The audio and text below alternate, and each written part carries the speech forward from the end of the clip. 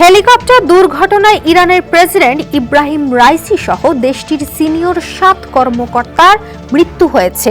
তাদের মৃত্যুতে মুসলিম বিশ্বে শোকের মাতম চলছে। এরই মধ্যে রাইসির একটি বক্তব্য ভাইরাল হয়েছে, যা তিনি মৃত্যুর আগে দিয়েছেন। ইরানের রাষ্ট্রীয় বার্তা সংস্থার প্রতিবেদনে বলা হয়েছে, একটি বাঁধ প্রকল্প উদ্বোধনের জন্য আজারবাইজান সীমান্তবর্তী এলাকায় গিয়েছিলেন রাইসি। সেখানে উদ্বোধন অনুষ্ঠানে জীবনের শেষ বক্তব্য দিয়েছিলেন মুসলিম বিশ্বের এই জনপ্রিয় নেতা। অনুষ্ঠানে রাইসি জানান, এই মুহূর্তে ইসলামী বিশ্বের সবচেয়ে গুরুত্বপূর্ণ ইস্যু ফিলিস্তিন। কোনো সন্দেহ নেই যে আজারবাইজান ও ইরানের জনগণ ফিলিস্তিনি ভাইদের পাশে রয়েছে। একই সঙ্গে ইসরায়েলের বিরুদ্ধে দুই দেশের অবস্থান দৃঢ়। তবে এ বিষয়ে ইসলামী দেশগুলোর ঘুম ভাঙাতে হবে।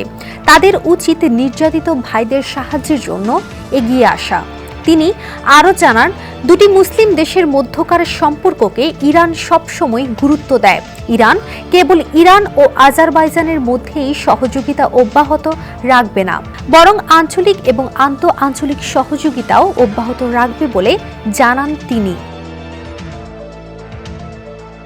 উল্লেখ্য, রোববার আজারবাইজানের সীমান্তবর্তী এলাকায় একটি অনুষ্ঠান থেকে ফেরার সময় ইব্রাহিম রাইসিকে বহনকারী হেলিকপ্টার অবতরণের সময় বিধ্বস্ত হয়।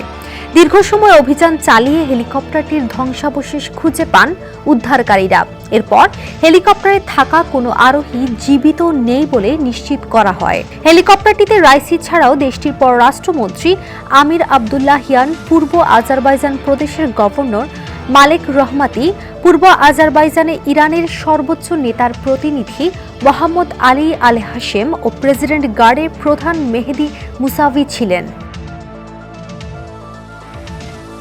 ইব্রাহিম রাইসির মৃত্যুর পর দেশটির অন্তর্বর্তীকালীন প্রেসিডেন্ট হিসেবে মোহাম্মদ মোখবের এবং পররাষ্ট্রমন্ত্রী হিসেবে দায়িত্ব পালন করবেন আলী বাঘেরি কানি। প্রসঙ্গত, ইরানের 8ম প্রেসিডেন্ট ইব্রাহিম রাইসি 3 বছর আগে ইরানের প্রেসিডেন্ট নির্বাচিত হওয়ার আগে ইব্রাহিম রাইসিকে মনে করা হয় একদিন দেশটির সর্বোচ্চ ধর্মীয় নেতা আয়াতুল্লাহ আলী খামেনির উত্তরসূরি হবেন তিনি। প্রেসিডেন্ট হওয়ার আগে দেশটির প্রধান বিচারপতি হিসেবেও দায়িত্ব পালন করেছেন তিনি। ডেস্ক রিপোর্ট, সমকাল।